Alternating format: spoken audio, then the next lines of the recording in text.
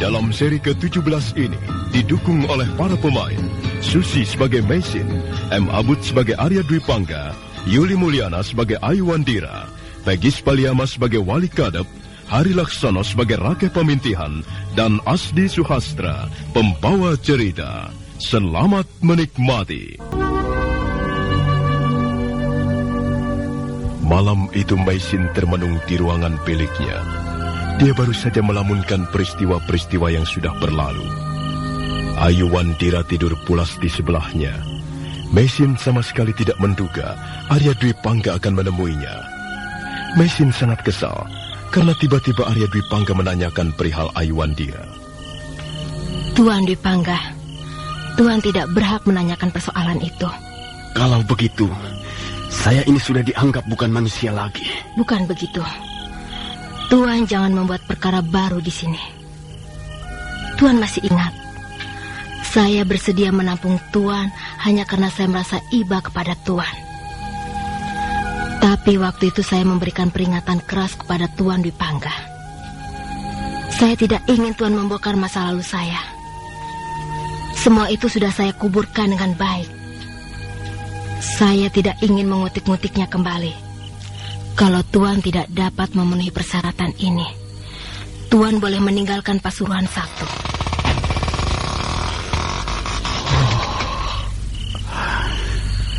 Alangkah hinanya nasibku sekarang. Benar-benar aku sudah menjadi sampah busuk. Aku menjadi barang rongsokan yang tidak laku dijual sekepeng di pasar. Benar-benar nasibku sudah ambruk. Aku tidak berharga lagi. Aku hanya ingin tahu tentang anakku. Tapi Nyai Parijara tidak bersedia memberitahukan soal itu. Oh, Arya Dwi Pangga. Sampai kapan kau harus mengalami nasib seperti ini? Sehina ini, serendah ini. Alangkah pahitnya. Memalukan sekali. Tapi aku terpaksa menelannya setiap hari. Menelan dan menelan sekalipun rasanya mau muntah. Oh, Sang Hyang Widi. Mungkin dosa-dosaku terlalu berat di masa lalu. Dan akhirnya sekarang aku terpaksa menanggung dosa-dosa itu sendirian. Benar-benar sendirian.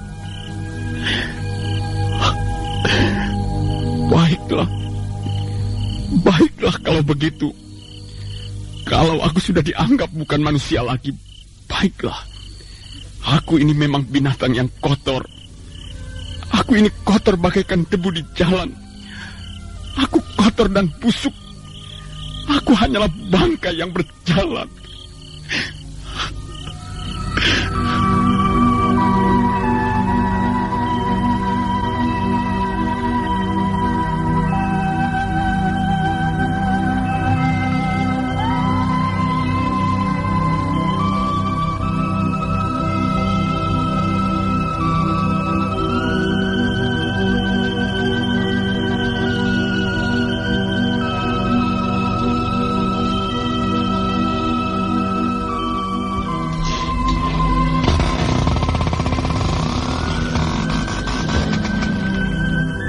Ada apa Bapak Wali Kadep? Tuan Dwi Pangga, Nyai. Dia mengurung diri di dalam kamarnya. Rupanya dia kembali mogok makan. Brengsek. Laki-laki brengsek. Ya, kalau dibiarkan dia bisa nekat, Nyai. Nampaknya dia itu benar-benar putus asa, Nyai. Sebenarnya itu ada apa toh, Nyai? Apakah Nyai bertengkar dengannya? Itu adalah urusan kami, Bapak Raki Pamintihan. Maaf, saya tidak bisa mengutarakannya kepada kalian. Di mana Ayu? Dia bermain-main dengan anak gadis saya, Jangir, Nyai. Dia sudah mulai banyak punya teman, Nyai. Tadi saya melihat Ayu dan Jangir pergi ke pantai. Mereka senang sekali mencari kerang di pantai. Begini. Biarlah saya yang akan menyelesaikan persoalan Tuan Dwi Pangga. Saya akan menemuinya. Bapak Wali Kadep dan Bapak Raki Pamintihan, saya tugaskan untuk menjaga Ayu. Biarlah saya yang akan menyelesaikan urusan kami sendiri.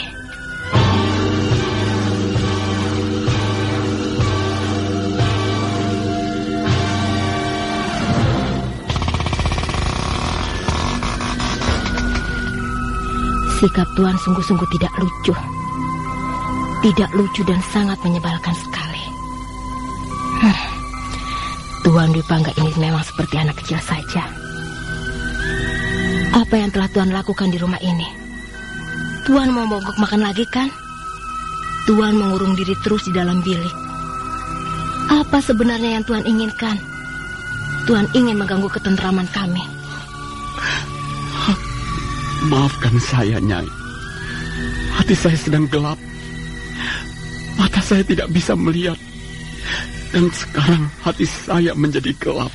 Seharusnya Tuan dapat berpikir dengan jernih. Tuan ini siapa? Dan saya ini siapa? Kita siapa? Baiklah, Nyai. Jangan marah-marah. Saya mengaku bersalah. Baiklah. Saya akan makan. Saya akan menelan makanan yang pahit ini.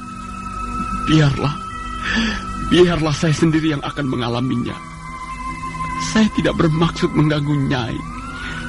Sungguh, demi para dewa di atas langit, demi Sang Hyang Widi, penguasa seluruh jagat raya ini, saya tidak bermaksud mengganggu kebahagiaanmu dengan Ayu Andira. Arya Dwi Pangga, kau tidak pantas menyebut nama putriku.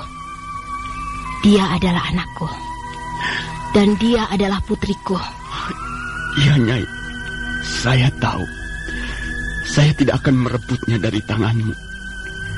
Saya hanya ingin bertemu dengan gadis itu.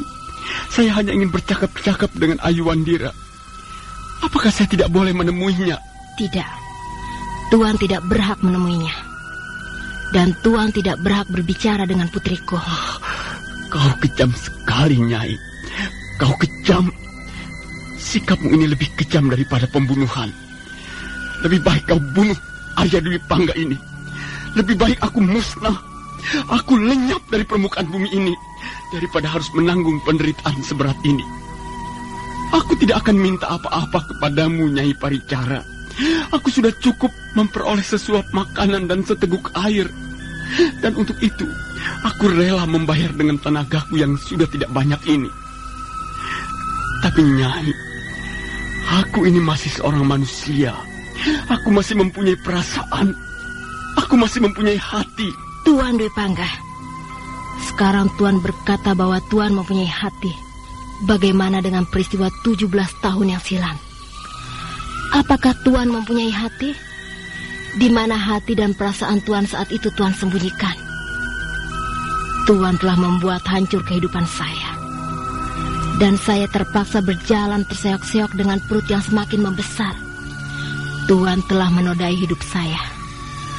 Tuan telah membuat langit kehidupan saya ambruk berkeping-keping. Di mana perasaan Tuan saat itu? Di mana hati Tuan saat itu, Tuan Dwi Pangga? Tidak. Saya tidak bisa mengizinkan Tuan berhubungan dengan putri saya. Tuan benar-benar tidak mempunyai hak untuk itu. Iya, semua ini memang kesalahan saya. Saya benar-benar seorang lelaki yang kejam dan tidak bertanggung jawab. Sudahlah, Tuan Dwi Pangga. Kalau Tuan berkata-kata seperti itu untuk membuat hati saya menjadi iba, lupakan saja soal itu. Saya dapat membedakan mana yang harus saya lakukan dan mana yang tidak boleh saya lakukan untuk Tuan. Tuan paham? Iya, Nyai.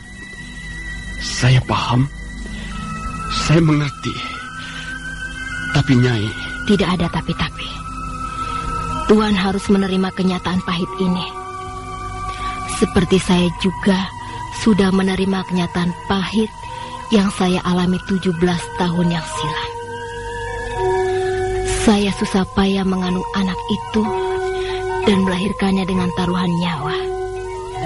Sedang Tuan, apa yang Tuan lakukan? Barangkali Tuan saat itu tidak pernah terkenang apapun juga terhadap kami. Barangkali Tuan saat itu tidak pernah memikirkan keadaan kami. Tuan pergi begitu saja seperti angin lalu. Dan kami terpaksa hidup menderita. Ayu Wandira terpaksa hidup terlunta-lunta bersama seorang wanita pendekar yang sudah tua. Anak itu telah menjadi korban kebiadaban dan kekejaman Tuan. Dan sekarang, tiba-tiba Tuan merintih-rintih, menjerit-jerit untuk bisa bertemu dengannya. Tidak bisa Tuan Dwi Pangga. Bagaimanapun juga saya tidak rela. Hati saya tidak rela jika Tuan ingin mengutik-ngutik soal Ayu Wandira. Dan ingat Tuan Dwi Pangga, jangan sampai Ayu Wandira tahu soal ini. Jika sampai Tuan Dwi Pangga membongkar rahasia ini di depan putriku, saya terpaksa mengambil tindakan tegas terhadap Tuan Dwi Pangga. Nah, sekarang kalau Tuan ingin makan silakan. Sedangkan kalau Tuan ingin mogok makan lagi, saya tidak akan bisa berbuat apa-apa juga. Silakan Tuan.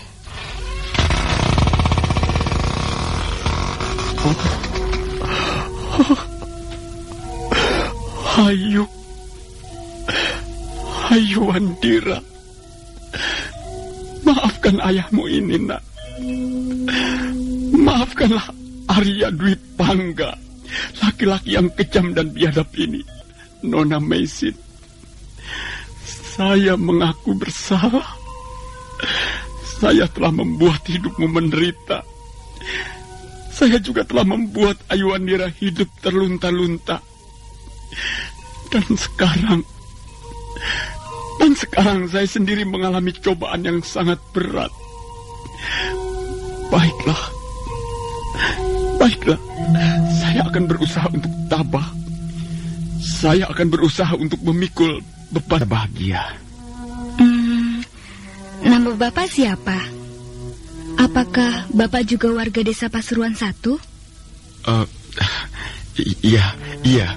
Namaku Rengganu. Aku lahir di desa Pasuruan 1 ini. Aku sudah sejak lama mengikuti Nyai Paricara.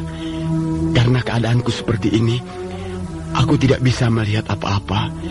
Aku hanya bisa membantu-bantu sedikit di tempat ini. Sepertinya aku sudah pernah melihatmu, Pak. Tapi itu sudah lama sekali. Entah di mana dan kapan. Tapi kalau tidak salah, waktu itu kau tinggal di dalam sebuah gua kecil. Iya, sebuah gua kecil. Rasa-rasanya aku dapat mengingat wajahmu, Pak. Ayu, di dunia ini banyak orang yang mempunyai wajah mirip. Mungkin kau telah bertemu dengan orang lain dan bukan aku. Lupakan saja soal itu. Sejak kapan kau tidak bisa melihat, Pak? Ya, sudah lama sekali. Ini mungkin karena dosa-dosaku sendiri. Dulu aku bisa melihat dengan terang dan jelas. Tapi tiba-tiba aku sakit parah. Dan ketika sembuh mataku mendadak menjadi buta seperti ini. Dan hal itu terus berlangsung sampai sekarang. Ayu, dengar. Itu kereta ibumu datang. Cepat tinggalkan tempat ini. Kenapa, Pak? Ibu tidak apa-apa kok. Jangan. Aku tidak enak, Ayu. Cepat tinggalkan tempat ini. Nanti kau kena marah ibumu. Nanti aku yang disalahkan. Cepat, Nduk. Pergilah.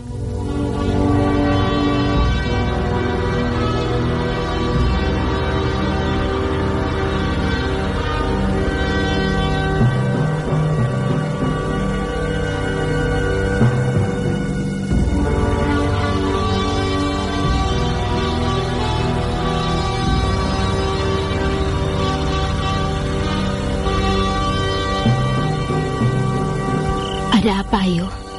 Apa yang kau lamunkan? Tidak, Bu.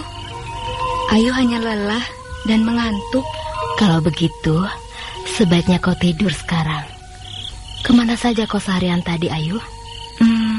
Ayu bermain-main dengan anak gadis Bapak Wali Kadep.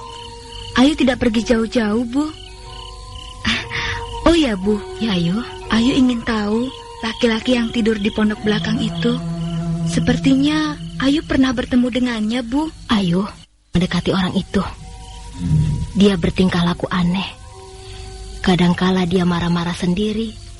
Kadangkala dia menangis. Sepertinya dia kurang waras, Ayu. Kalau dia kurang waras, mengapa Ibu mengizinkan tinggal di sini? Ibu hanya merasa iba. Dia sudah tidak mempunyai sanak keluarga lagi.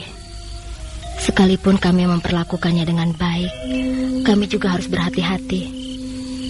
Kadangkala orang itu marah-marah dan bisa menyebabkan bahaya. Tapi sepertinya Ayu pernah bertemu dengannya, Bu. Sudahlah, Ayu.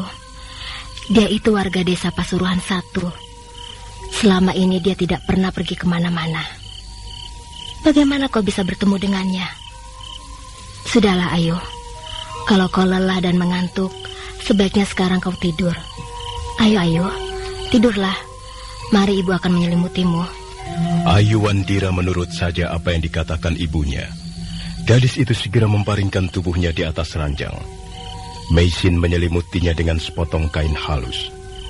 Setelah Ayu Wandira tidur pulas, Meisin perlahan-lahan melangkah meninggalkan ruangan bilik, dan dia berjalan ke arah pondok belakang di mana Arya Dwi Pangga tinggal.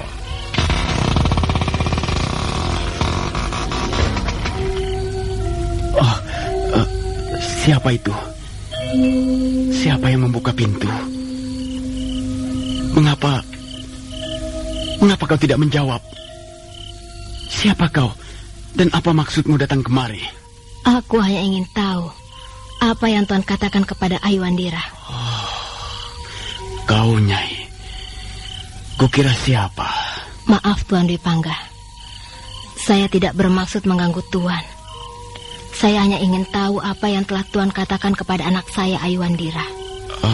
Saya tidak mengatakan apa-apa, Nyai. Tuan Dwi Pangga, selama ini kami memperlakukan Tuan dengan cukup baik.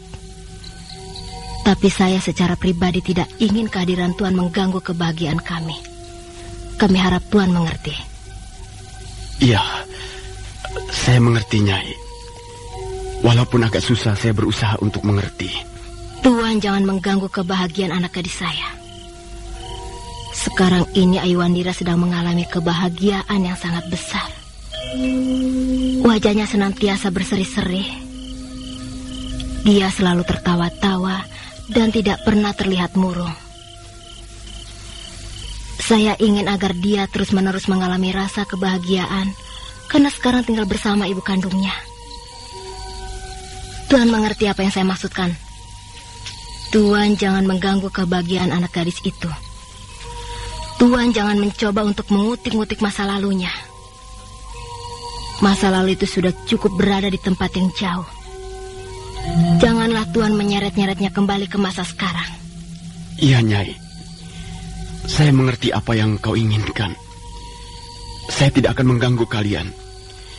Saya akan tetap berusaha merahasiakan siapa diri saya. Tadi dia memang menanyakan tentang keadaan saya. Tapi saya berusaha untuk menyembunyikannya. Saya bahkan mengaku bernama Rengganu. Dan bukan Arya Dwi Pangga, nama saya sendiri.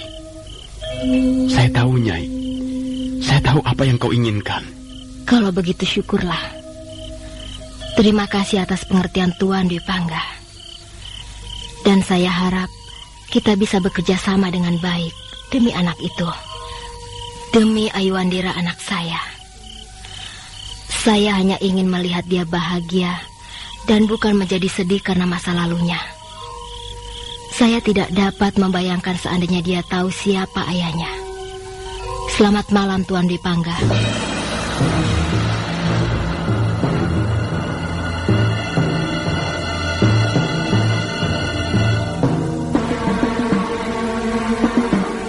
Selesai berkata, Meisin menutup pintu bilik. Arya Dwi Pangga tetap duduk di tepi pembaringan. Hatinya menjadi sangat sedih. Sesungguhnya dia ingin sekali bertemu dengan Ayu Wandira sebagai anaknya. Ingin sekali dia memeluk gadis itu sebagai anak kandungnya. Tapi dia tidak berani melakukannya. Tuan Dwi Pangga, Saya harap kita dapat bekerja sama dengan baik. Demi Ayu Wandira. Demi anak gadis saya. Saya hanya ingin melihat dia bahagia. Jangan ganggu kebahagiaannya. Janganlah Tuan mengutik-ngutik masa lalunya. Saya tidak dapat membayangkan seandainya dia tahu siapa ayahnya. Tuan dapat memahami persoalan ini.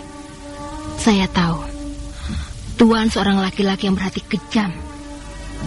Kadangkala Tuan dapat berbuat sangat jahat. Tapi dalam hal ini, saya mohon Tuan hendaknya mau membantu saya. Janganlah Tuan mengusik ketenangan hati kami, terutama kebahagiaan Ayu Wandira. Nah, selamat malam Tuan Dwi Pangga. Dosaku di masa lalu.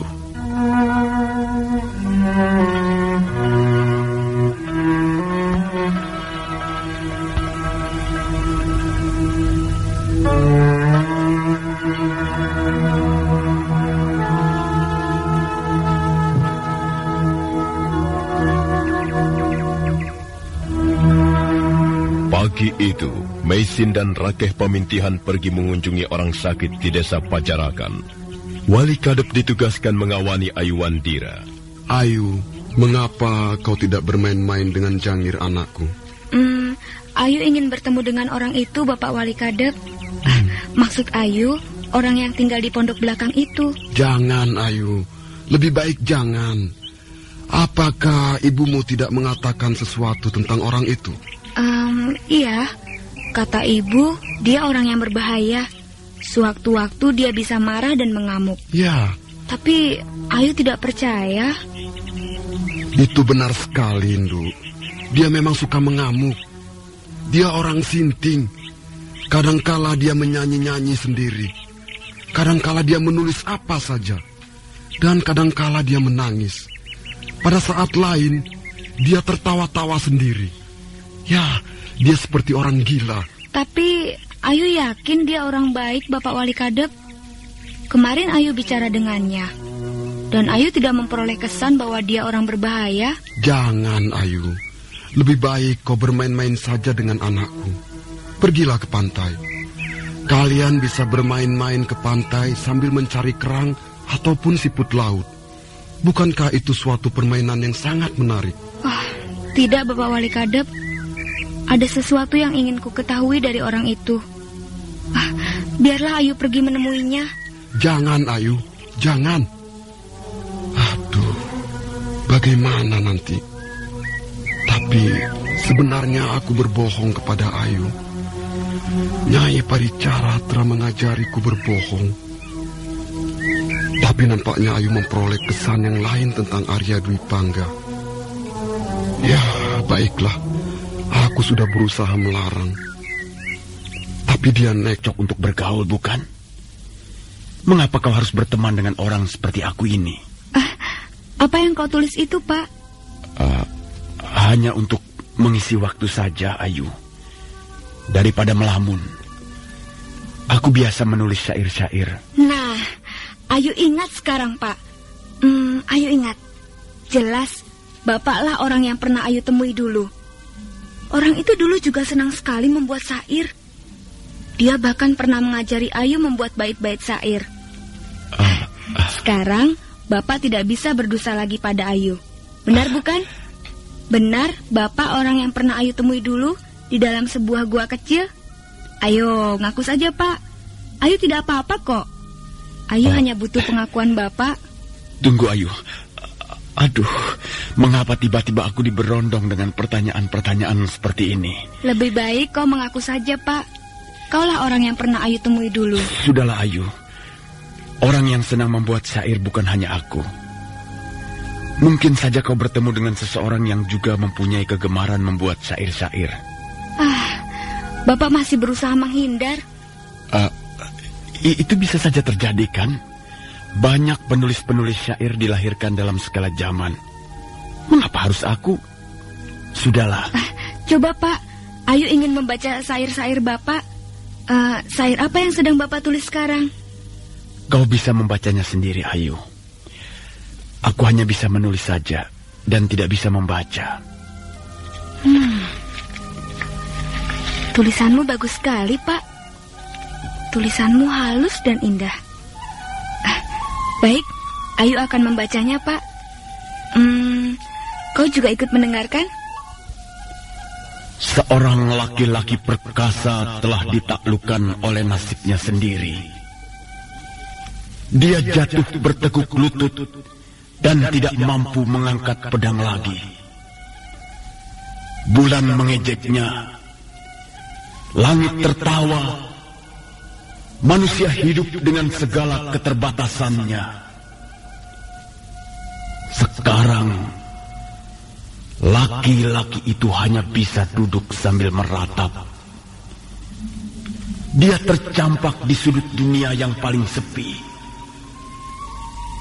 Jika sedang merenung dalam kesunyian malam yang gila, kadangkala dia teringat anak gadisnya. Tangannya meraih-raih, menggapai-gapai. Tapi gadis yang indah itu seperti terkurung di dalam kaca. Dan laki-laki itu hanya bisa meratapi masa lalunya. Oh, derita yang paling malang di dunia. Oh, kesedihan yang paling pahit. Oh, nasib buruk yang terus mencekam siang malam. Oh, kerinduan yang tak mungkin diobati. Oh, penyesalan yang tak bakal dapat jawaban. Kegelisahan hati yang tak mungkin menemukan muara. Hidup seperti bayang-bayang. Semua berlalu dengan cepat sesuai putaran sang waktu. Hidup terus mengalir tanpa peduli akan nasib manusia. Dan laki-laki itu terus duduk dalam kesendiriannya. Tak seorang pun menghiburnya. Bagaimana? Kau senang bait-bait syair itu? Iya, memang agak susah untuk memahaminya. Aku mendengar rintihan yang dalam dari permukaan syairmu ini, Pak. Ya, itulah syair-syairku sekarang. Aku tidak bisa lagi menulis syair-syair jenis yang lain. Itulah kehidupanku sekarang. Serba gelap, gelap dan sunyi. Sunyi dan dingin. Dingin dan sendirian. Kadangkala Ayu juga merasakan hal seperti itu, Pak. Kadangkala Ayu merasa kesunyian. Tapi sekarang kau sudah bertemu dengan ibu kandungmu. Hidupmu pasti terasa lebih hangat. Pak, maukah kau mengajari aku menulis bait-bait syair? Apakah aku berbakat menjadi seorang penyair? Setiap orang dilahirkan sebagai upapati atau penyair atau penulis syair. Syair lahir karena aliran hidup. Syair bukan semata-mata lahir karena buah pikiran yang cemerlang. Kalau kau ingin menulis syair, kau harus mulai belajar merenungi tentang kehidupan ini. Kau tidak boleh berada terlalu jauh dari kehidupan nyata ini. Kau harus bergumul, bergaul dengan mesra dengan hidup itu sendiri. Ayu tidak dapat mengerti apa yang baru saja kau katakan, Pak. Apa Bapak tidak bisa menjelaskannya dengan lebih sederhana lagi? Ya, baiklah Ayu. Kalau kau ingin menulis syair, tulis saja. Tulis saja apa yang ingin kau tulis. Curahkan perasaanmu, keluhan-keluhanmu, ketidakpuasanmu, ratapanmu, apa saja yang kau rasakan. Tulis semua itu di atas secarik daun lontar. Apa saja? Iya, apa saja. Jika seseorang berani berbuat jujur dan menulis tentang apa saja yang dipikirkan dan dirasakan, tanpa tedeng aling-aling, tanpa bumbu-bumbu yang sudah basi, tanpa embel-embel, maka tulisannya akan melahirkan syair-syair yang dapat menggetarkan hati pendengarnya. Tapi kadangkala hal itu susah dilakukan. Mengapa susah, Pak? Apa yang membuat susah? Yang membuat susah ialah pada saat kita mulai tidak jujur. Kadangkala kita tidak dapat menulis satu kalimat pun jika suasana seperti itu mulai datang. Nah, Ayu, kalau kau ingin belajar menulis syair, kau boleh datang kemari. Tapi ingat, kau harus melakukannya secara diam-diam. Jangan sampai Nyai Paricara tahu soal ini. Kalau tahu juga tidak apa-apa, Pak. Ayu, kalau kau tidak mau menuruti kata-kataku, aku tidak akan mengajarimu membuat syair. Bagaimana? Kau mau berjanji untuk mengikuti kata-kataku ataukah tidak? Iya, baiklah, Pak. Ayu berjanji. Lalu, kapan Bapak akan mengajari Ayu membuat syair? Kapan saja. Jika kebetulan ada waktu luang dan Nyai Paricara tidak di rumah, kau boleh menemuiku untuk belajar. Maka demikianlah, Ayu Wandira mulai belajar menulis syair. Arya Dwi Pangga dengan tekun mengajari gadis itu menuliskan aksara-aksara di atas selembar daun lontar. Suatu saat mereka berjalan-jalan di tepi pantai. Arya Dwi Pangga bicara tentang banyak hal yang menyangkut persoalan syair. Dengar baik-baik, Ayu. Iya, Pak. Dengarlah debur ombak itu. Debur ombak itu laksana debur kehidupan yang tidak pernah berhenti. Dia datang dari tengah samudera, dari suatu daerah yang tidak pernah kita mengerti. Kemudian dia menghempas ke pantai. Kemudian memukul dinding-dinding karang. Begitu dan begitu selamanya. Dia tidak pernah berubah. Dia tidak mengenal lelah, tidak mengenal rasa bosan. Demikian pula syair yang mengalir turun dari buah pikiran seseorang. Iya, Ayu dapat melihat semua itu, Pak. Dan Ayu juga dapat merasakannya. Debur ombak itu seperti debur jantung kehidupan Ayu sendiri. Aduh, bagus sekali. Kata-kata yang baru saja kau ucapkan sudah mempunyai tenaga sebuah syair. Kata-katamu indah, tenang, berwibawa dan mempunyai tenaga yang besar. Itulah yang kumaksudkan, Ayu. Mungkin nanti malam kau bisa mencoba untuk menulis beberapa kalimat. Kau mau melakukannya? Iya, Pak. Ayu akan mencobanya.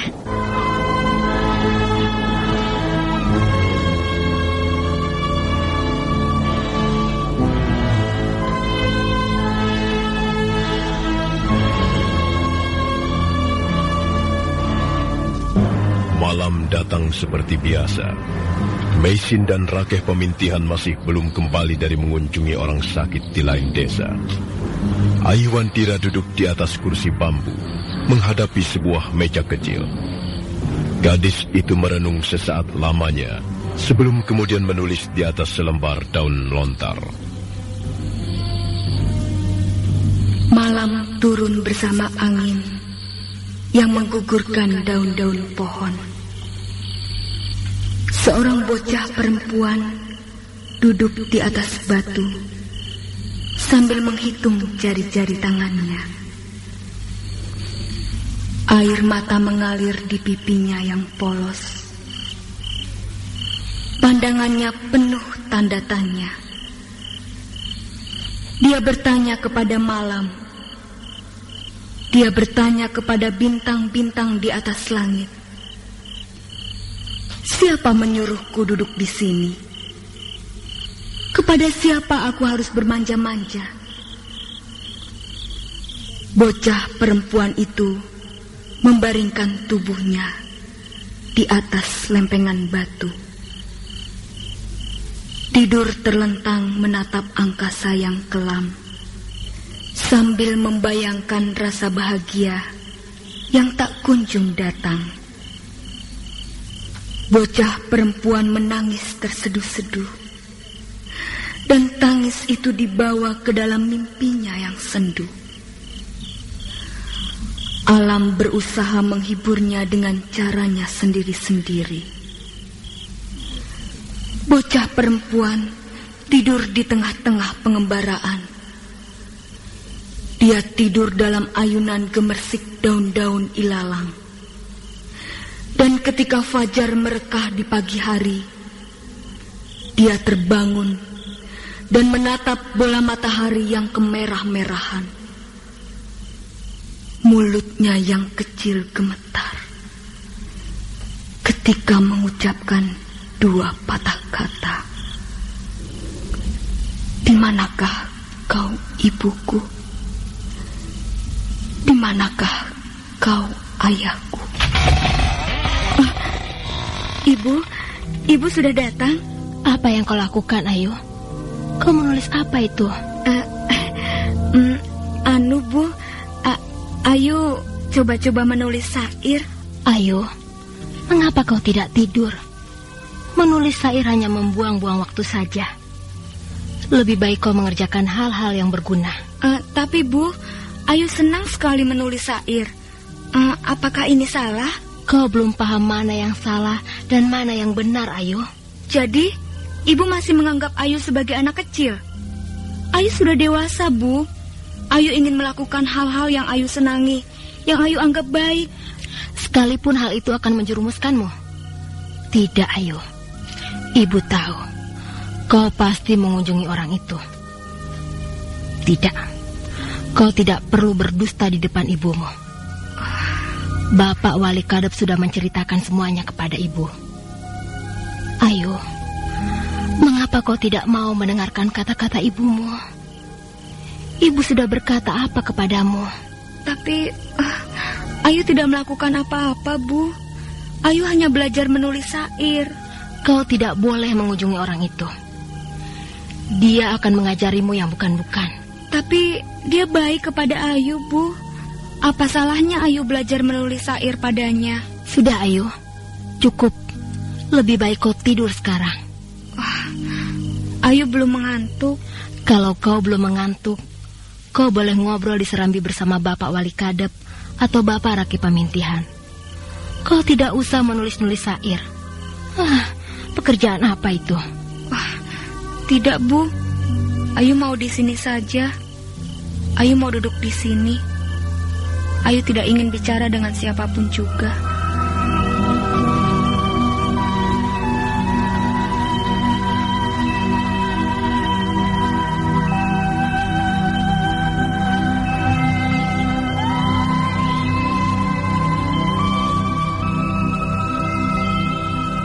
Meisin merasa sangat kesal, tapi dia berusaha untuk menahan perasaannya. Dia membujuk Ayu Wandira agar mau tidur.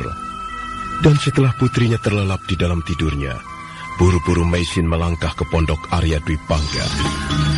Nah, saudara pendengar, bagaimanakah kisah selanjutnya? Simak terus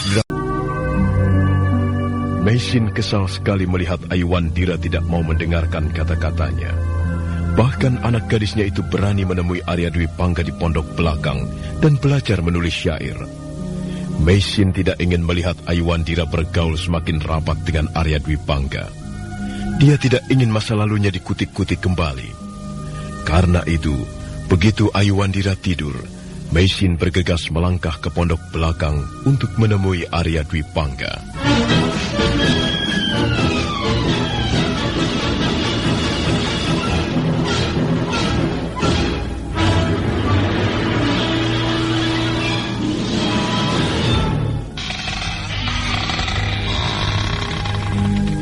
Siapa ini? Kaukah itu, Nyai? Apa yang baru saja kau lakukan terhadap putriku, Tuan Dwi Pangga? Aku tidak melakukan apa-apa. Kecuali mengajarinya menulis bait-bait syair. Ayu tidak boleh mengerjakan hal-hal yang tidak ada manfaatnya. Maafkan aku, Nyai. Ini bukan keinginanku. Ayu sendiri yang datang kemari. Tuan bisa menolak kedatangannya. Mengapa harus Tuan terima? Tuan sendiri ingin bertemu dengannya, bukan? Bagaimana aku bisa menolak, Nyai? Dia mempunyai keinginan yang baik. Sedangkan menurut pendapatku, menulis syair itu juga bukan pekerjaan yang buruk. Apa salahnya? Lagi pula kulihat Ayu mempunyai bakat besar dalam hal menulis syair. Kalau misalnya Nyai tidak keberatan, aku bersedia membimbingnya. Bukan membimbingnya, Tuan Dwi Pangga. Menjerumuskannya. Itulah yang tepat. Tidak.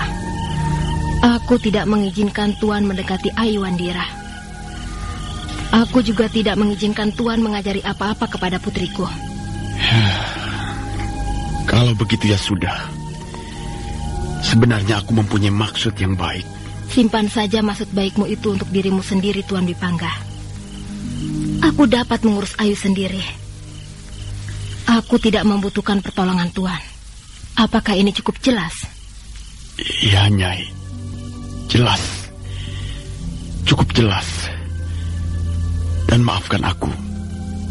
Aku memang tidak pantas berdekatan dengan putrimu. Maafkan aku. Jangan sekali-sekali Tuan berani mengulanginya. Aku benar-benar tidak rela jika masa depan Ayu hancur berantakan gara-gara Tuan Dwi Pangga. Sudah cukup sendiri aku yang berantakan. Aku ingin putriku hidup tenang dan bahagia. Jangan ganggu dia, Tuan. Saya mohon jangan ganggu anakku.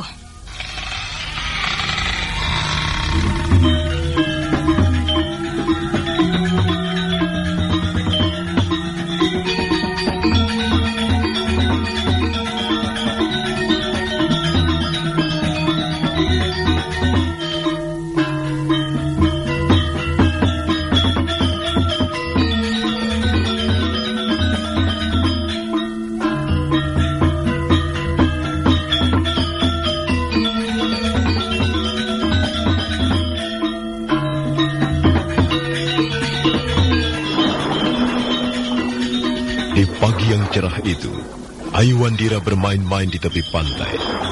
Dia bermain-main pasir sambil mencari kerang-kerang kecil yang menempel di batu-batu karang. Tak lama kemudian, Jangir, anak gadis Wali Kadep, datang menemaninya. Dan mereka berdua meneruskan permainan bersama-sama. Lihat, Ayu. Aku dapat kerang hijau. Bagus sekali. Aku juga dapat. Lihat, indah sekali kulit kerang ini. Warnanya kebiru-biruan. Itu bukan kerang, Ayu. Itu kepompong laut. Oh. Dia tidak enak dimakan. Kalau yang ini bagaimana, Jangir? Lihatlah, aku dapat kerang yang besar. Sepertinya dia masih hidup. Banyak pasirnya. Kasihan sekali. Pasirnya masuk ke dalam. Lihat, Jangir. Indah bukan kerangku ini? Besar dan indah sekali. Ah, itu kecil. Itu anaknya, Ayu. Induknya lebih besar lagi. Coba kemari. Nah, lihatlah, Ayu. Ini namanya kerang bintang. Bentuknya juga sama seperti bintang. Besar juga ya kerangmu itu. Ada yang lebih besar lagi.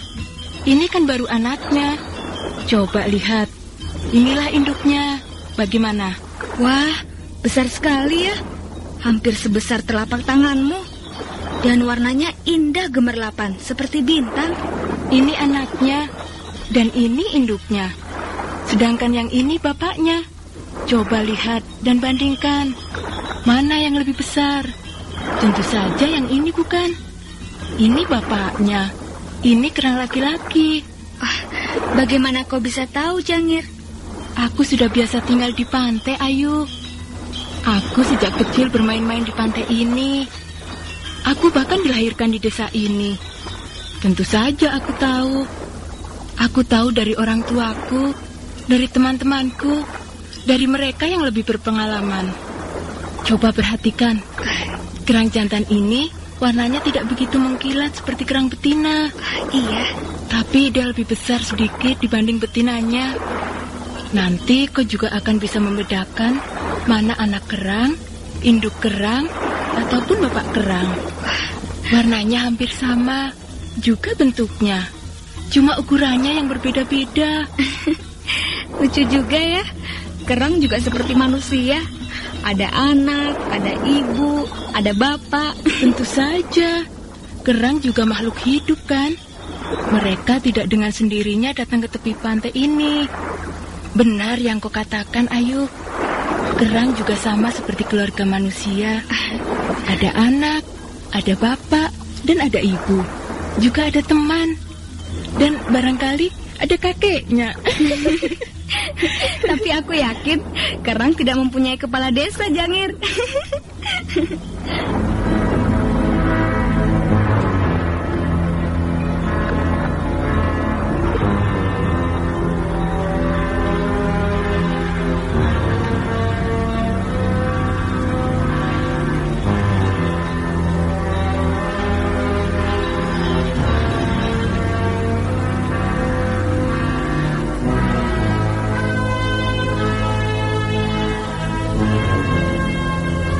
Lihatlah, kulit mukamu jadi kehitam-hitaman. Kau pasti bermain-main di tepi pantai seharian tadi. Iya, Bu. Ayu bermain-main di pantai bersama Jangir. Ayu senang sekali, Bu. Kami mandi bersama-sama, bergulung-gulung di atas pasir, bermain-main bersama ombak. Aduh, senang sekali, Bu. Tapi kau tidak boleh lupa makan, Ayu. Kau boleh saja bermain-main di pantai. Tapi kalau lapar harus pulang dulu, makan, nanti main-main lagi. Kami juga mencari kerang-kerang pantai. Jangir mendapat kerang yang bagus-bagus, Bu. Ada yang besarnya hampir menyamai telapak tanganku ini. Bu, ada apa, Nduk? Kau ingin menanyakan sesuatu?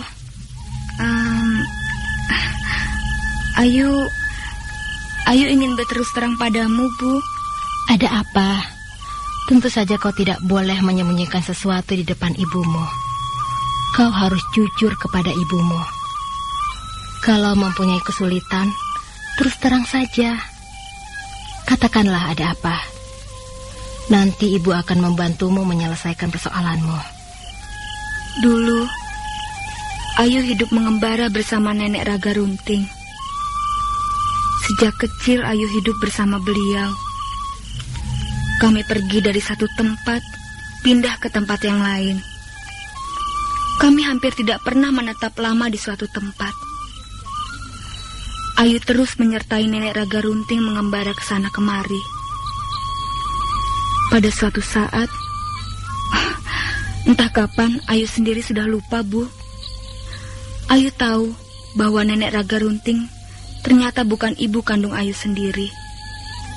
Ternyata dia adalah orang lain bagi Ayu. Ya, memang begitulah kenyataannya, Nduk. Tapi kau jangan lalu mengecilkan peranan nenek Raga Runting.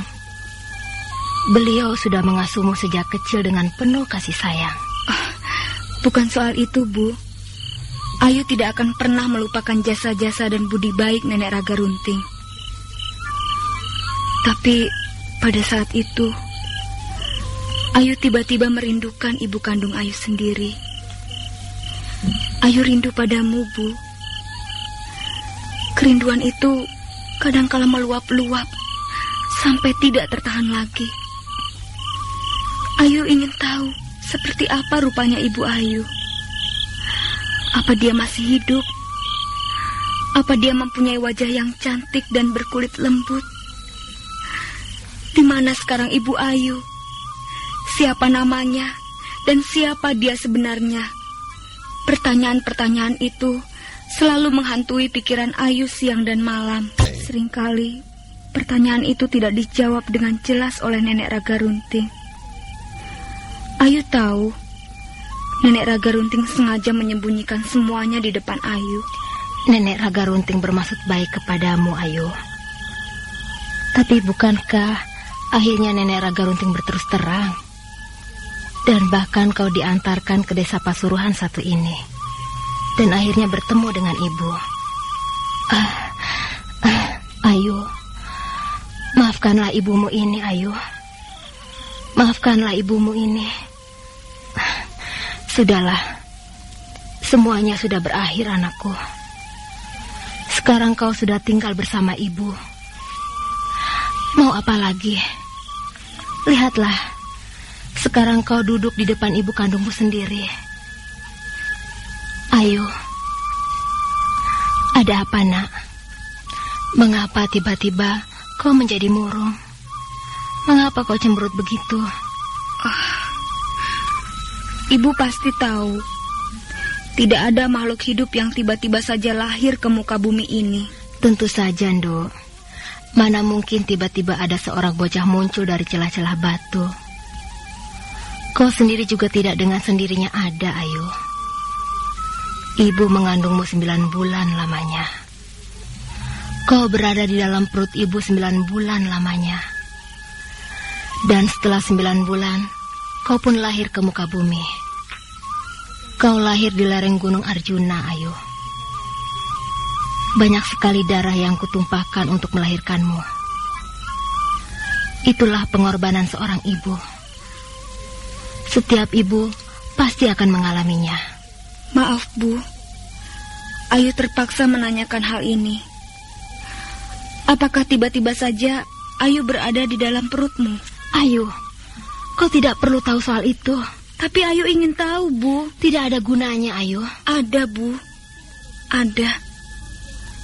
Ayu merasakan ada sesuatu yang hilang di antara kita. Ayu merasakan kita masih belum sempurna sebagai sebuah keluarga.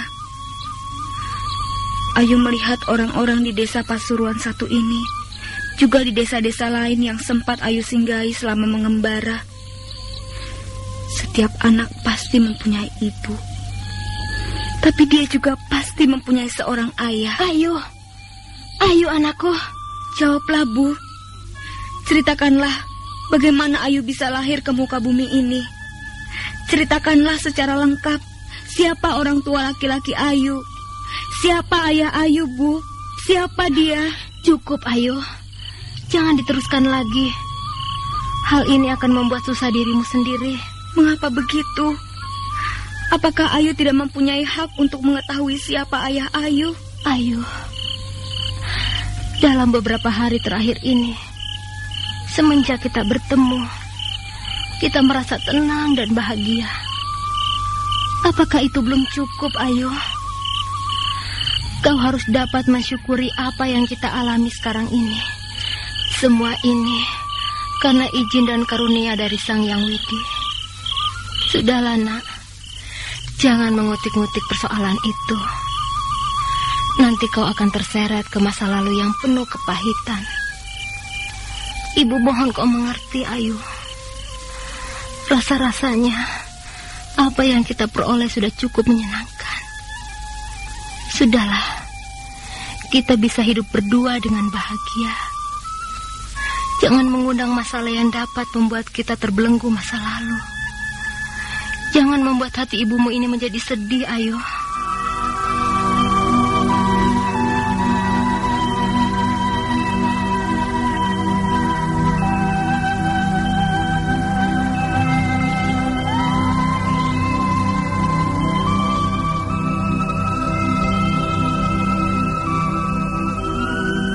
Maisin membujuk Ayu Wandira agar mencampakkan segala macam pertanyaan mengenai diri ayahnya.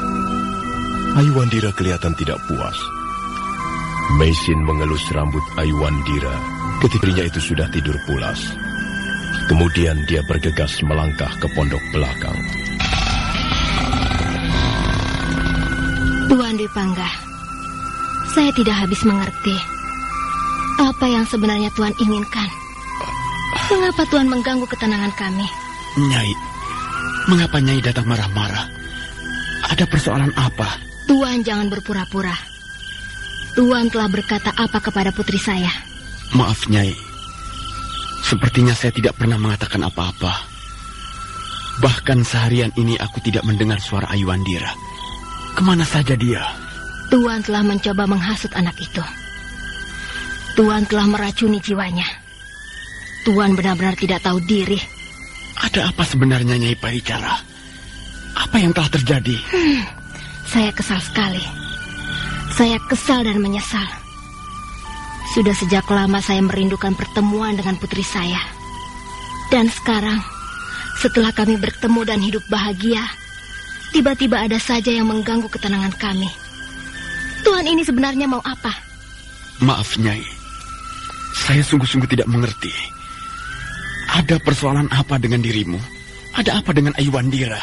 Baru saja dia menanyakan tentang ayahnya. Dia terus mendesakku agar menceritakan perihal ayahnya. Lalu bagaimana dengan sikap Nyai? Apakah Nyai ingin menutupi kenyataan itu? Saya belum menjadi seorang ibu yang tidak waras. Tentu saja saya berusaha menutupinya. Mengapa Nyai tidak berterus terang saja? Apa? Apa kata Tuan? Berterus terang? Sebaiknya Nyai mendidik Ayu Wandira untuk berlaku jujur. Janganlah membohongi anak. Mengapa saya harus jujur? Saya harus memikirkan masa depan putri saya. Apakah Tuan tidak mengerti? Mengapa pikiran Tuan terlalu picik? Kalau Nyai mendidik Ayu Wandira dengan berdusta, berbohong dan penuh muslihat, suatu saat nanti pekerjaan Nyai akan berbuah. Tuan tidak perlu menakut-nakuti saya. Saya sudah memutuskan dengan tegas. Saya tidak akan menceritakan Ayu Wandira perihal ayahnya. Kau terlalu kejam, Nyai. Tidak seharusnya kau berlaku seperti itu. Apa yang Tuan maksudkan dengan kejam? Saya mengambil sikap ini demi masa depan putri saya. Saya tidak sependapat denganmu, Nyai Paricara. Saya kasihan pada Ayu. Dia pasti akan menderita sekali karena tidak tahu sejarah asal-usulnya sendiri. Itulah yang kumaksudkan dengan kejam. Kau telah berbuat kejam, Nyai. Bukan hanya kepadaku, tapi juga kepada anakmu sendiri. Cukup, Tuan. Cukup. Tuan telah berkata-kata terlalu jauh. Tuan harus berhenti sampai di sini.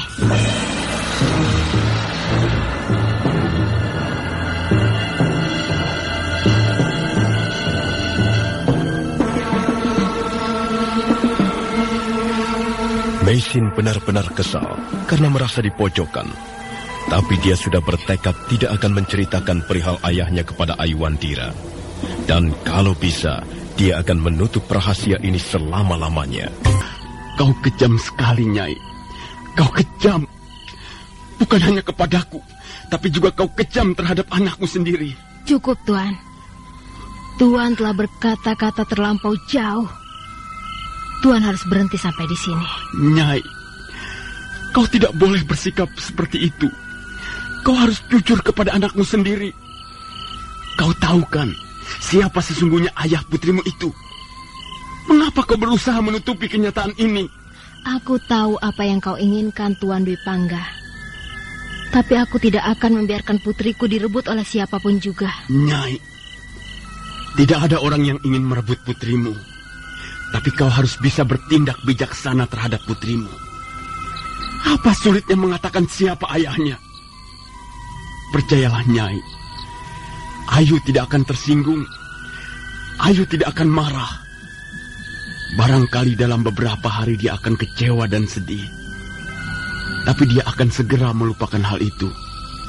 Dan selanjutnya, dia akan hidup secara wajar.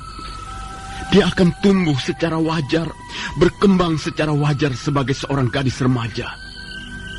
Kau jangan menipu dirimu sendiri, Nyai. Kau tidak mungkin menyembunyikan rahasia itu untuk selama-lamanya. Mungkin sekarang ini kau dapat menutupinya. Tapi sampai kapan? Sampai kapan kau akan bisa bertahan, Nyai? Cukup, Tuan. Cukup kataku. Tuan ini lancang sekali. Tapi ada satu hal yang hendaknya Tuan ketahui. Kalau sampai Ayu tahu siapa diri ayahnya, hatinya akan guncang. Jiwanya akan dilanda kemelut. Tuan paham apa yang saya maksudkan. Selamat malam. Nona Meisin. Nona Meisin. Seharusnya kau tahu. Aku tidak bermaksud merebut Ayu Wandira dari tanganmu. Tapi bukankah aku ini ayahnya? Bukankah Arya Dwi Pangga ini laki-laki yang menyebabkan Ayu lahir ke dunia? Jangan salah paham, Nona Meisin. Tapi, ya, baiklah. Mungkin kau malu. Kau merasa hina. Karena anakmu mempunyai ayah seperti Arya Dwi Pangga. Aku ini benar-benar telah menjadi sampah busuk.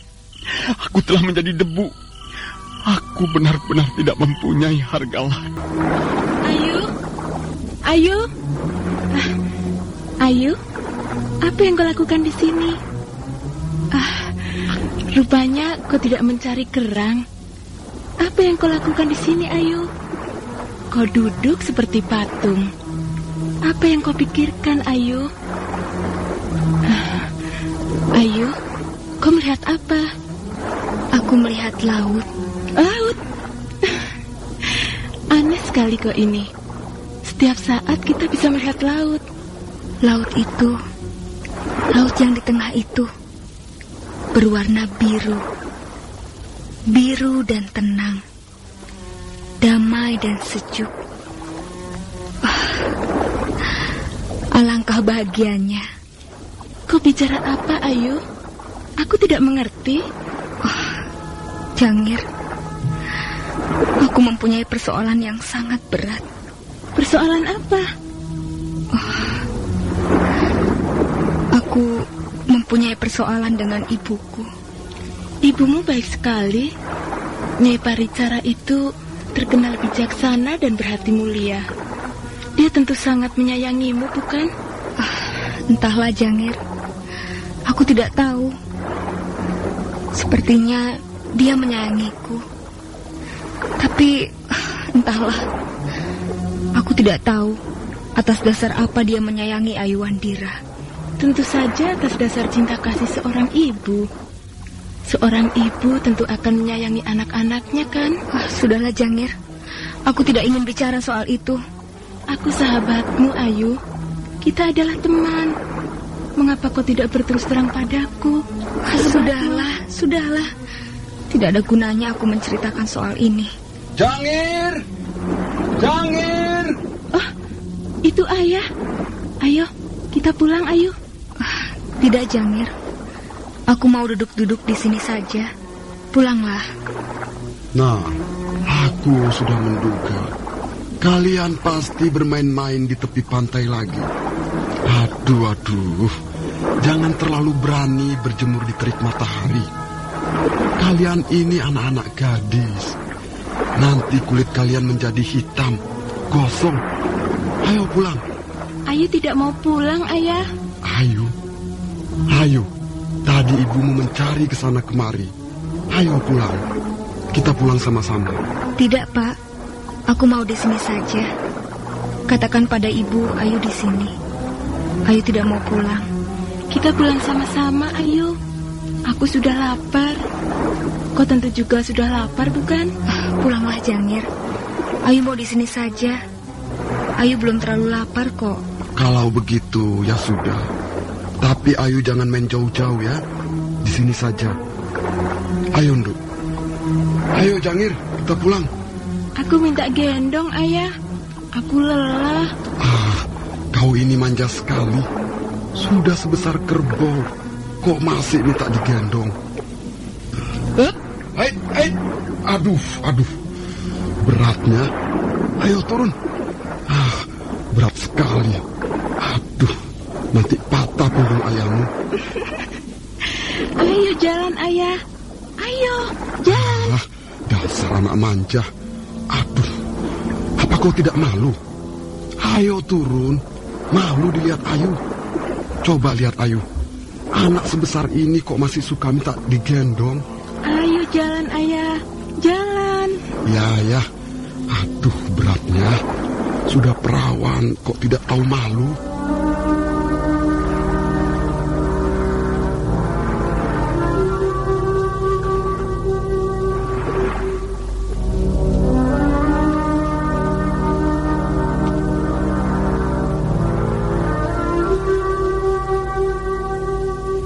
Sama halnya dengan Ayu, Jangir memang sudah berangkat remaja.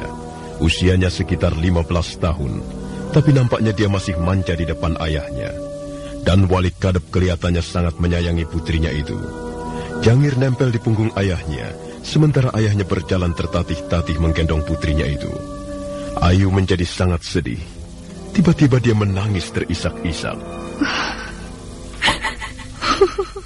Ibu, kejam sekali kau, Bu. Kenapa kau tidak mau berterus terang pada Ayu? Di mana ayahku sembunyikan, Bu? Di mana ayahku? sembunyikan di mana ayahku?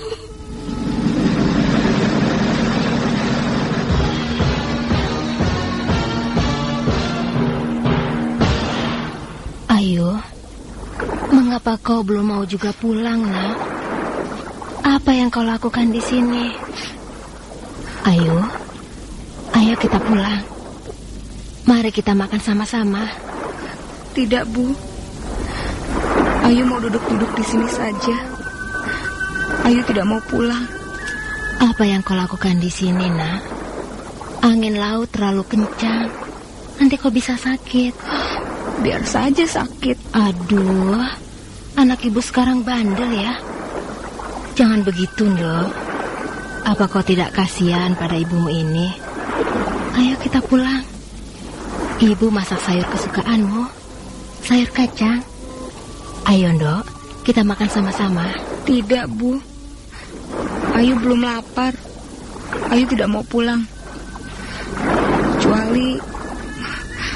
Kecuali ibu mau menceritakan perihal ayah Ayu. Ayu, ibu terlalu kejam pada Ayu. Apakah pertanyaan Ayu ini tidak wajar? Apakah keinginan Ayu ini tidak wajar sebagai seorang anak? Ayu hanya ingin tahu siapa ayah Ayu. Ayu hanya ingin tahu orang tua laki-laki Ayu. Dan sekarang ini dia berada di mana? Ayu ingin seperti anak-anak gadis yang lain, Bu. Jangir juga mempunyai ibu. Dia juga mempunyai ayah. Ayu iri padanya.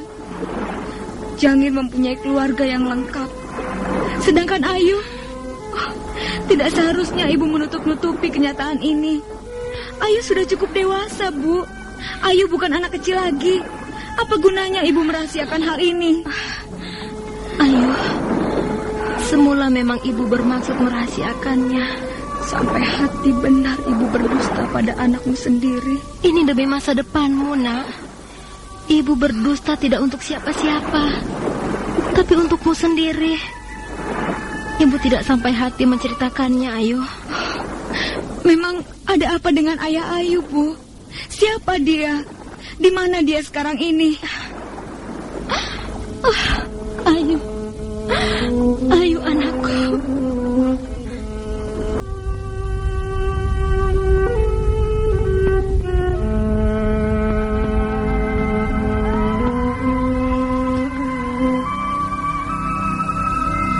Akhirnya Meisin terpaksa membongkar masa lalunya. Masa lalu yang sudah tertimbun oleh pengalaman-pengalaman pahit. Masa lalu ketika dia masih berada di desa Kurawan, di rumah kediaman Empu Hanggareksa. Ayu Wandira mendengarkan dengan penuh seksama apa yang diceritakan oleh ibunya. Sekali-sekali dia mendesah perlahan dan menundukkan wajahnya ke pasir laut. Demikianlah, Ayu. Itulah cerita mengenai asal-usul kehidupanmu. Laki-laki itulah yang membuat ibu mengandung 9 bulan. Laki-laki itulah yang menghancurkan hidup ibumu.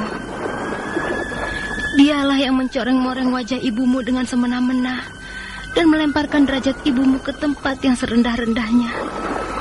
Menghancurkan hati ibumu sampai berkeping-keping. Nah, Ayu, sekarang kau sudah tahu cerita tentang asal-usulmu. Semula ibu memang tidak bermaksud menceritakannya. Ibu takut kau menjadi sedih karenanya. Ibu takut jiwamu menjadi guncang. Tapi karena kau terus mendesak, kau terus memojokkan aku. Ya, ibu tidak bisa berbuat yang lain lagi, Ayu. Siapa laki-laki itu, Bu? Apakah sekarang ini dia masih hidup? Masih. Dia masih hidup. Di mana manusia biadab itu sekarang tinggalnya, Bu? Kukira kau tidak perlu menemuinya, Ayu. Sudah cukup kalau kau tahu. Untuk apa kau bertemu dengan laki-laki seperti itu, sekalipun dia adalah ayah kandungmu sendiri? Sudahlah, Ayu. Tidak, Bu. Ayu harus tahu siapa dia. Siapa namanya dan di mana dia sekarang ini. Jangan, Ayu.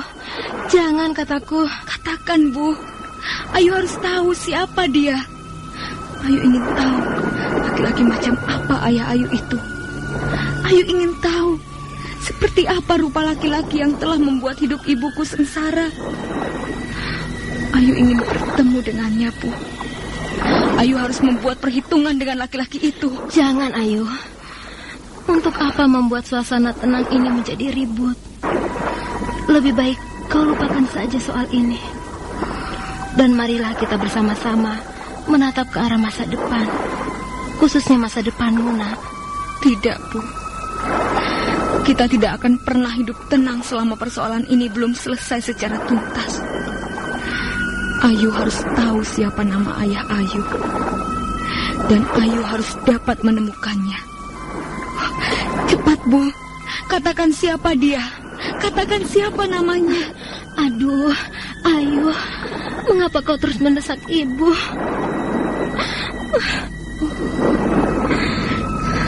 Jangan menangis, Bu.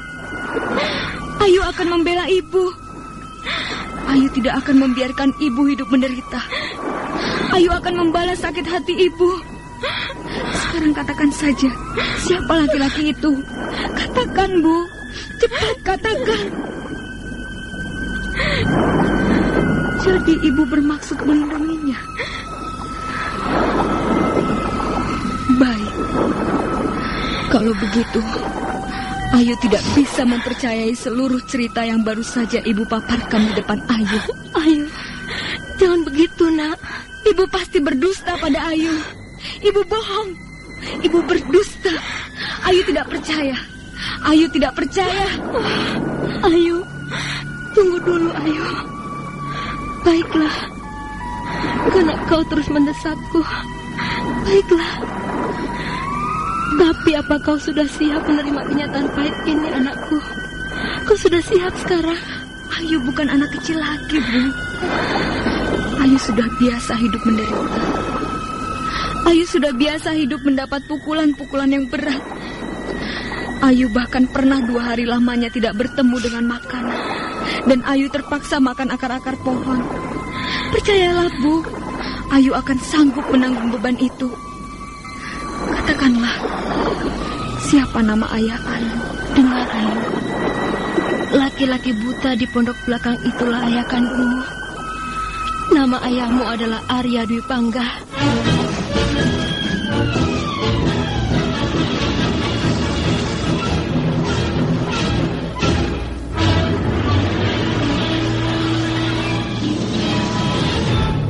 Arya Dwi Panggah. Arya Dwi Panggah. Arya Dwi Panggah. Ayo, laki-laki yang mengajarimu menulis bait-bait syair itulah sebenarnya ayah kandungmu.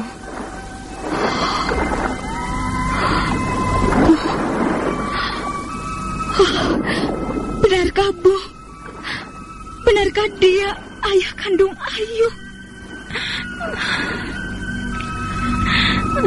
Tenanglah, Ayu. Tenang dan sabarlah. Jangan terburu nafsu. Tidak Ayu sangka. Laki-laki yang ramah, sopan dan berlaku baik pada Ayu, rupanya adalah laki-laki berhati binatang. Ayu hampir-hampir tidak percaya bahwa dia adalah ayah Ayu. Kalau bukan ibu yang mengatakan bahwa Arya Dwi Panggah ayah Ayu, Ayu tidak akan percaya. Itulah, Ayu. Itulah sebabnya ibu tidak ingin menceritakan persoalan ini kepadamu. Itulah sebabnya aku selalu menutup-nutupinya. Tapi, ya, sekarang kau sudah tahu siapa ayahmu. Sekarang kau bisa memikirkannya sendiri. Kau bisa menimbang-nimbang. Kau bisa memutuskannya sendiri, Ayu. Aku ingin menemuinya. Aku harus menemuinya. Aku harus bicara dengan Arya Dwi Panggah. Tunggu, Ayu. Tunggu dulu. Dia harus bertanggung jawab atas perbuatannya kepada ibu. Dia harus mempertanggungjawabkannya di depanku. Jangan, Ayu. Jangan. Ayu. Ayo.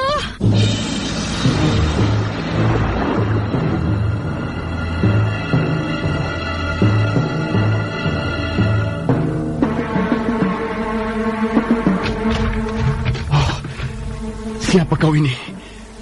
Kau membuatku kaget. Siapa kau?